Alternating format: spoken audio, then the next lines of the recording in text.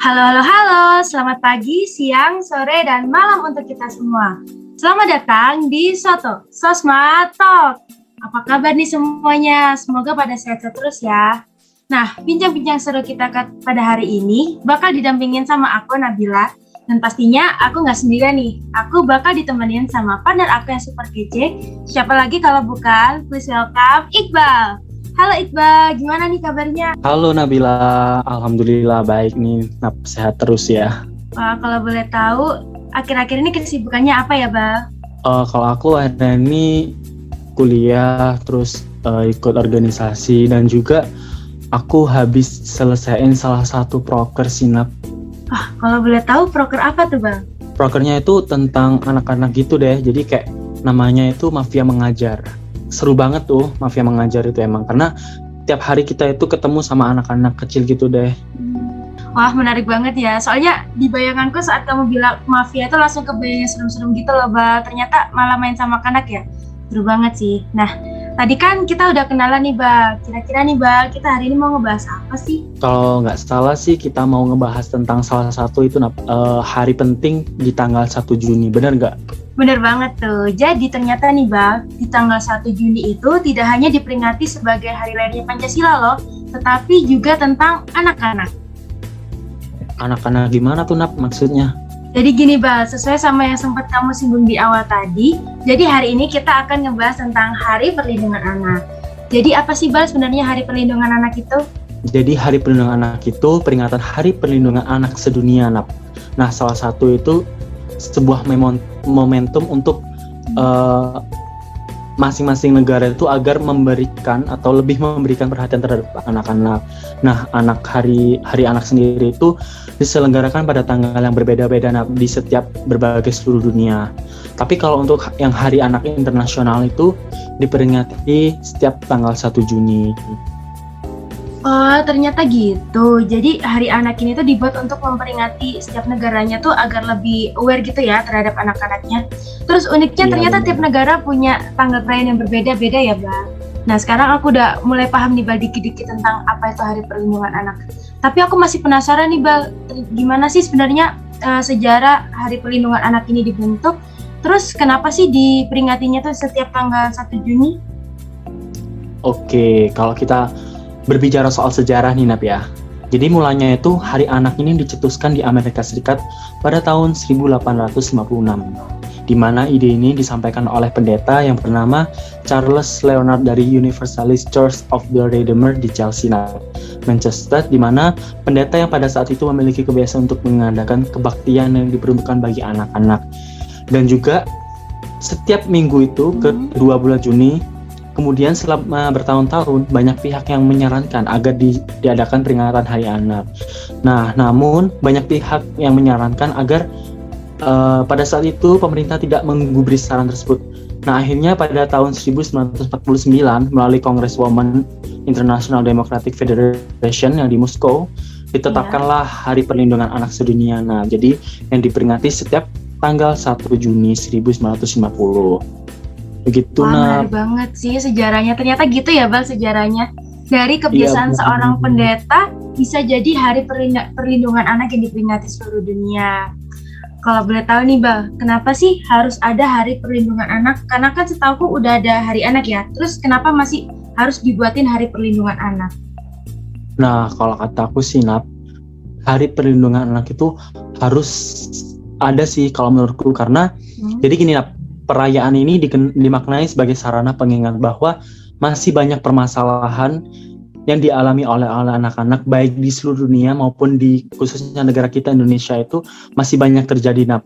Nah, padahal nih di umur mereka yang harusnya cuma belajar dan bersenang-senang, tetapi mereka udah harus mengalami banyak permasalahan, salah satunya kayak tidak sesuai apa yang mereka lakukan, seperti kayak umur-umur mereka kan masih bermain-main ya, jadi kayak mereka tuh ada yang disuruh bekerja, ada yang disuruh yang tidak sesuai dengan umur mereka gitu, Nap. Oh, pantas ya, Bal, sampai dibuatin hari khususnya perayaan sendiri. Ternyata mengingat anak-anak yang di umur mereka tuh harusnya cuma bersenang-senang, bermain, tapi mendapatkan perlindungan, justru mereka mengalami banyak permasalahan. Apalagi permasalahan tentang ketimpangan pendidikan yang sempat kamu mention tuh, Bal.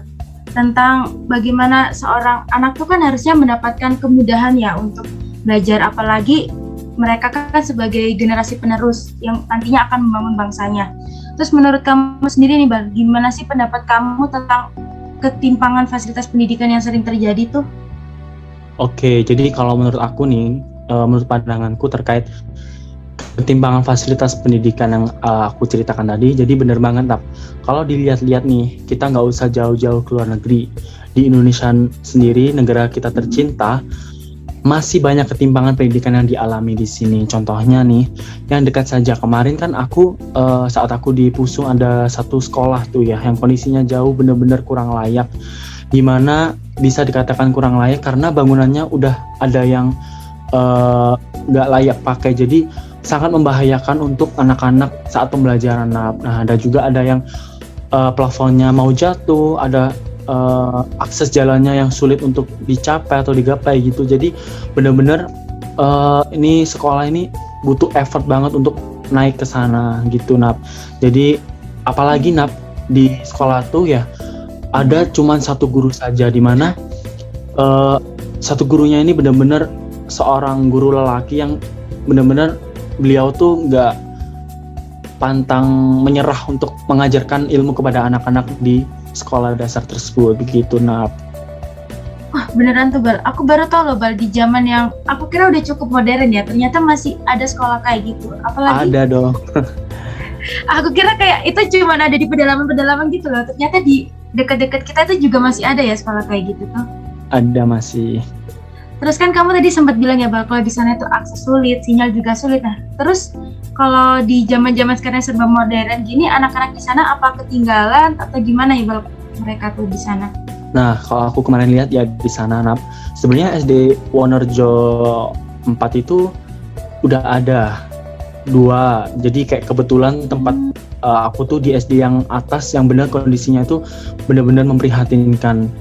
Karena apalagi kan kepala sekolahnya merangkap 2 ya, di atas sama yang di bawah gitu. Jadi kalau ketika mereka ujian ataupun yang berhubungan dengan internet atau akses sinyal itu anak-anak harus pergi ke SD bawah dulu Nah. Jadi supaya bisa mengakses internet dengan lancar, mengingat di sana juga belum ada fasilitas yang mendukung dan susah sekali Nah gitu. Oh jadi gitu Bal, kalau boleh tahu nih Bal, kan tadi kamu bilang tuh ada 2 SD. Nah, jarak antara SD 1 dengan SD yang lain kayak berjauhan atau masih deketan ya Bang? Kalau dari SD yang 1 sama yang bawah nih Nap ya, kayak Ya. jauh banget sih. Kalau aku kemarin ke sana jaraknya kurang lebih 1 jaman sih Nap. Oh, jauh banget ya Bal ternyata. Iya bener banget. Ini bisa jadi Jauh. reminder buat kita sama teman-teman di rumah yang lagi dengerin podcast ini nggak sih Bal? Kayak kita yang diberikan kemudahan buat kuliah aja masih sering males-malesan, masih sering mager, masih sering titip absen. Harusnya kita bisa apalagi berkaca ngeluh sama adik-adik gini ya. Iya, Kayak mereka tuh walaupun kesulitan masih semangat gitu buat terus menimba ilmu.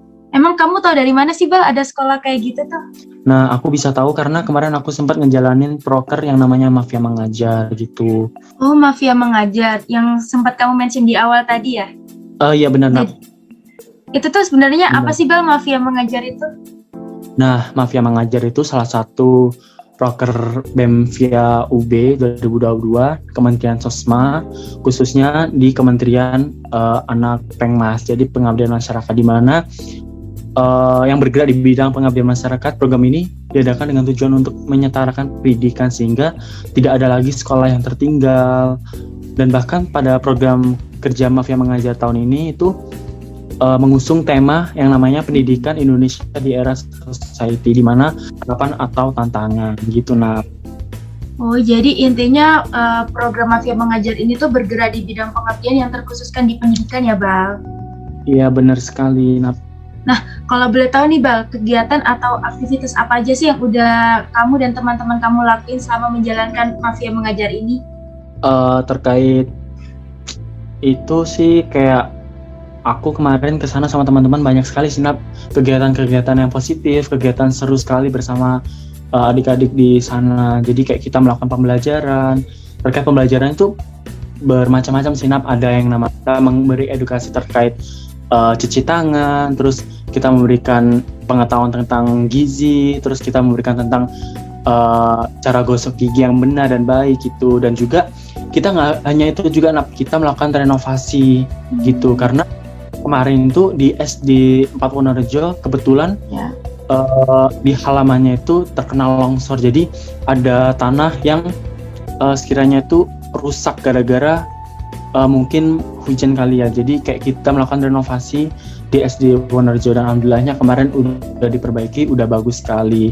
Nah, terus kita di akhir acara kita itu ada yang namanya Puncak Mafia Mengajar, di mana kita Puncak Mafia Mengajar ini melakukan ada yang namanya pensi, juga ada yang namanya penampilan dari siswa-siswi SD 4 Wonorejo, dan juga melakukan sesi nasi tumpeng gitu. Nah, itu aja sih kemarin, seru banget pokoknya. Banyak banget ya Bal, ternyata kegiatan-kegiatan yang udah kalian lakuin di sana. Semoga apa yang udah kalian beri di sana bisa menjadi manfaat dan berdampak buat siswa-siswi di sana ya Bal. Nah, terakhir nih Bal, ada pesan gak sih buat teman-teman yang lagi dengerin podcast ini nih di rumah? Sebagai mahasiswa tuh, apa sih yang bisa kita lakuin untuk membantu ikut serta mengurangi permasalahan-permasalahan yang terjadi di anak-anak?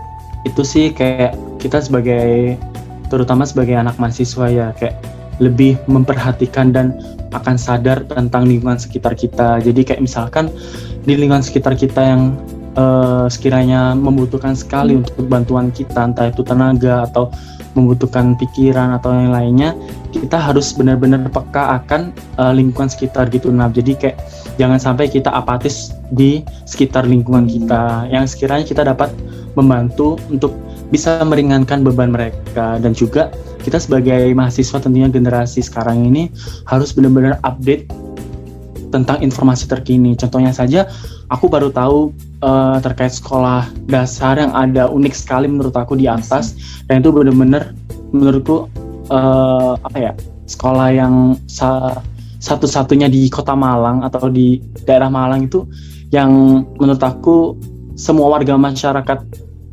Malang tuh harus tahu kalau ada sekolah dasar di Malang tuh yang unik banget gitu sih, Nat. Wah, jadi keren banget sih, Bal. Jadi nih buat teman-teman di rumah tadi yang udah dengerin podcast ini bisa lebih aware lagi ya terhadap anak-anak di sekitar, jangan cuek gitu ya, Bal. Wah, Iqbal, makasih banget ya buat penjelasannya tadi. Benar-benar insightful banget sih, dan pastinya nambah pengetahuan aku serta teman-teman yang lagi dengerin podcast ini sih. Nggak kerasa nih Bal, ternyata kita udah di penghujung waktu. Udah banyak banget kan yang kita bahas, mulai dari apa itu Hari Perlindungan Anak, gimana sejarahnya, terus apa yang bisa kita lakuin untuk membantu mengurangi atau memerangi terjadinya tindak kekerasan pada anak. Makasih ya Bal, udah nemenin aku selama podcast ini. Sukses terus Iqbal, lanjut terus ya kuliahnya. Oke, sama-sama Nabila. Semangat juga, thank you. Nah, buat teman-teman semua, makasih juga ya karena udah dengerin podcast ini dari awal sampai akhir. Dan jangan lupa untuk terus pantengin keseruan-keseruan kita lainnya di Sosma Talk di episode-episode selanjutnya. Bye-bye!